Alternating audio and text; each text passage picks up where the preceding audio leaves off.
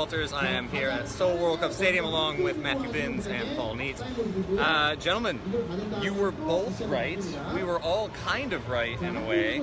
There was some second half drama here for both sides. Yeah. So Seoul scored first, so Paul will talk a little bit about that. It ended up a 1-1 draw, but Seoul got the goal first. What did you see on that? Were you impressed by it? Yeah, because Evandro came on, he got the goal within 10 minutes of coming on at half time. Yeah. Came on for Park Hee-sung on the right wing, on the wing. But then they went to a sort of a two up top then after he came on. Yeah. And then him and Anderson Lopez linked up very well. Yeah, I thought so. And they did so for the goal. The great through ball from Anderson. Sheer pace and power from Evandro. He got the Confidence. Confidence as well. Got the right side of his man. Very tidy finish into the bottom corner. And then Seoul looked much more assertive when they're going forward. Yeah, in the second half they looked like a completely different team. Yes, completely different team. But then Incheon were always in it because they had the most of the possession in the first half. It was the same in the second half, and because it was so open, there was always going to be an opportunity for Incheon. Well, yeah, I mean, I think we talked at halftime on Twitter that it looked like Incheon was more organized, and I feel like that's where the goal came from. Would you agree with that, Matt? Yeah, no, I'd agree 100%. I think, here we both got the if you were catching us on our live show on Twitter at halftime, we both thought that the first half was an evenly balanced affair, and we both wanted a spark of creativity. Now, you opted for Evandro. Well, I wanted him to come on because I know what he can do, but also I did see him warming up slightly before we went live. So he had a little bit of a help there, but for me, I wanted Song Siu to come on, mainly for Moon Song-min. Mainly because Moon Song-min had a game. Nightmare. Yeah, he had a mare. That was an awful performance. He had a game not to be desired, that's for sure. He's very selfish with the ball. He doesn't tend to give it up very easily, and he'd rather take the shot than make the pass. And he did it again today. He kind of, I don't want to say believes his own hype, but he had a good game. Scored 2 goals against Jeonbuk, but one of them was given to him on a plate. Yeah. And he kind of believed his own hype. He was at it with Daegu last week. There was chances to score, and he would refuse to pass. And they could have beaten Daegu. Same again today. Luckily, the manager saw that. Lee Ki-hung saw that. Yeah. They brought on Song Siu. Song Siu. If you go back to the previous Gyeongin Derby back in Incheon, where both of us went to, we said there Song Siu was a heartbreaker, and he was a heartbreaker there. He scored late on, and Incheon won 1-0. Same again today. Came on 90th minute in the penalty box. Ball came to him, just slotted it in, and great finish. Great finish. And to be honest, it was no less than I felt that Incheon deserved. I thought they were organised at the back. Benoza, my personal man of the match for Incheon today, his reading of the game was really good. I thought he managed to cut out passes and always knew whether to go to the man or let somebody else leave it to it, and he headed everything out he could get to. So I think Benoza really deserved the plaudits today. Yeah, because when he has Ian Pyo next to him, yes, he knows that he'll be there to mop up behind. So if he needs to go out and meet the ball, he's got Ian Pyo behind him just to sort of mop things up. So yeah, Benoza was superb. But yeah, then again, Incheon, they kept to their formation and they kept to their shape, right? And then they looked dangerous on the counter-attack with Apia Kubi in particular. Yes. But then it didn't quite work for him in the right areas. But yeah, as I said, they were always in the game. It was such an open game. Even when Seoul started to turn the screw a little bit in the second half, looked a bit more confident. When we had Anderson Lopez and Evandro together as a front two, still though, Incheon, credit to them, they kept themselves in the game. I think that speaks to where things are, right? We've had a few comments come in saying that it's disappointing from Seoul, where we're walking out of here as a draw in spite of what the festivities sound like behind us. There was a very loud boo at the end of that game, which is just not something you hear in K-League very often. So the fans are pretty restless on the Seoul side of things, but the Incheon side of things, this almost feels like a win. It does, and it's deservedly so. In fact, it could have even been a win, but Evandro did do very well for Seoul. He was. Yes, I think he was the game changer for Seoul. But yeah, it was a deserved point. A smidgen of credit to Hwang, a very tiny smidgen of credit to Hwang, because he doesn't really deserve it. But he was proactive today. Against Jeonbuk, he waited until the 83rd minute to make changes. Far too late. And it was far too late. Today he acted early and it paid off. Evandro scored. But it was Incheon's changes from Lee Ki-hung who managed to find a way through later on. But You're right there. I mean, to make the change at half time, that's fair enough. But it also perhaps highlights his desperation. You know? Yeah. The Park Hee-sung on the right wing experiment clearly wasn't working because it was a bit daft in my opinion. But he realised that they needed an injection of energy, pace, power, and confidence as well. Because at the moment, no one looks as if they have that belief in themselves to go and actually go towards goal and say, I'm going to put this in the back of the net. Yeah. Evandro, as soon as he came on, he was a complete nuisance. Yeah. And the goal, it wasn't easy. He muscled the defender, really and then he was at a slight angle when he put it in. So it was a very difficult finish, a good finish. Yeah. But in my opinion, we're going to talk about next week. In a bit, it's quite soon. But he has to start next week.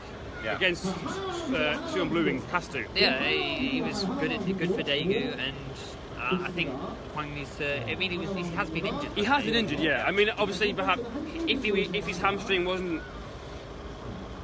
you don't want to risk a hamstring injury because if you take your hamstring, you're out for another 6 weeks, and it's just. Well, he certainly looked like he was fine going by his celebration. Yeah, he wasn't hamstrung in that sense, no. So before we shift the focus over to Seoul, I think if you're Incheon, you're coming out of this again. I think they feel positive. I think they've had a very strong start to the season. They look amazingly well organized as a team. I think if I'm an Incheon fan, I come out of this feeling pretty good today. Well, if you get a 90th minute equaliser away from home in the Gyeongin Derby, it's a pretty good day. They've got 4 very good foreign players. In addition to the likes of Song Soo and Lee Young-pyo, and Lee Tae-hee in goal, he was very good against Daegu last week. He was very good again today. He's pretty good today, I think there's reasons to be optimistic for Incheon. Absolutely. The board wanted top 6 before the season, and most of us scoffed at it. Yeah. It's still very early in the season to say they'll achieve that, but they could be in the dogfight for it, though. They could be in the dogfight for it, especially considering today they didn't have their top striker in the match. So we'll see how things work out for them in the future. And again, I really think that they could have had another goal today if Moon wasn't over on that left wing just hogging that ball all day.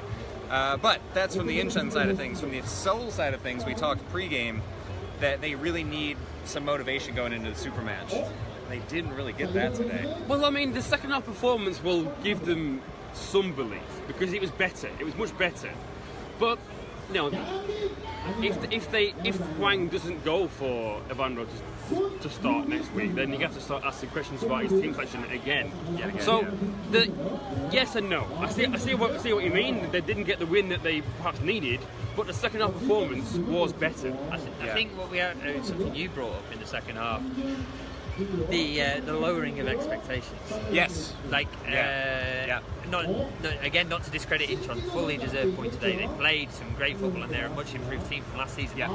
But for Seoul, they were hoping just to scrape a 1-0 win. Just in the Gyeongin Derby at home, which traditionally is something that they're going to walk away from. So just the fact that last 15 minutes, it looked like they were going to be buoyed by this huge win to get their season started, and that's not what this fixture should be for Seoul, traditionally speaking. But again, we can also talk about if that's about Seoul or if that's about Incheon, and I don't think that those are necessarily exclusive, right? Yeah. But for Seoul, I don't know how I'd be feeling about things heading into that super match. And we've got some comments coming in right now saying that this is a must-win game, and I would agree with that. I feel like this is a game that if you're going to put your foot down, you're going to make your mark, you're going to stamp this season and say, no, we are still FC Seoul. Yeah. Then you win the Gyeongin Derby. You beat Incheon at home. Yeah. But they couldn't. They couldn't, and to be honest, it was the opposite of how I thought the game might be coming in, where it was Seoul that had the plucky counterattack and a cool finish to get their goal. Whereas Incheon, I think, bossed the game for a lot of stretches. The stats at half-time certainly suggest that. And at full-time, overall, they had 55% to Seoul's 45% in terms of possession. And again, with those shots... Those shots, they hit the crossbar as well early on in the first half. Incheon, I think Incheon, credit's due. Incheon. Incheon 11 shots. Well, they came out with a good game plan. 6 on target. Yeah, they did. But yeah, they've been hard to score against Incheon. Yeah. Even last season when they were fighting for their lives, it was just where the goals came from at the other end. That was always the issue. And then It's the issue today as well. But, but they have somebody there. But they have Magosa, who was watching in the stands, ready and waiting for next week. And then again, a good draw away at FC Seoul. It's been a good start to the season for Incheon, so credit where credit's due. I think they've built confidence to go into the matchups against the likes of Daegu and other teams that are struggling. Ulsan, oddly enough, is still down there struggling at the bottom of the table, so I think they've positioned themselves well for that. So that's about it from here, but there is a lot going on in the month of April, which we are now officially in. Some people have been tweeting out some very interesting news on this 1st of April today. I felt some things. So keep in mind the date when reading Twitter today. But if it's after 12 though, then the person who says the joke is the fool, isn't it?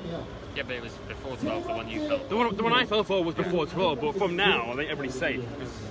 After 12 noon. Yeah. Ah. Oh, it would appear that Daejeon has scored. Yeah, Songo was from Daejeon Fuego scored. magazine. Fuego, Let us know. Might do a little dance. Give us so Lee Jong-ho Tiger. We're going to try to get some more recaps up on the site to run things down. And speaking of the site, we've got a very big week coming up this week. We have ACL on Tuesday and Wednesday. The Super Match is next week. We will be at the Super Match. We're doing all sorts of coverage for the Super Match, and there are some sheepish smiles going on right now because we have a very big announcement coming up this week. Not to be cryptic about it, but we do have a very big announcement coming up, hopefully midweek. It's going to change a few things. We're pretty excited about it, but we have to be really cryptic right now because we're not exactly sure where things are going to land. So stay tuned here on Facebook for that. In the meantime, though, speaking of Fuego Magazine, we did just speak with them Friday nights. We'll be working with them more in the future, so for our Korean language fans that are tired of hearing these voices all the time and want to read a little bit more Korean, then that's going to be a good spot to do that.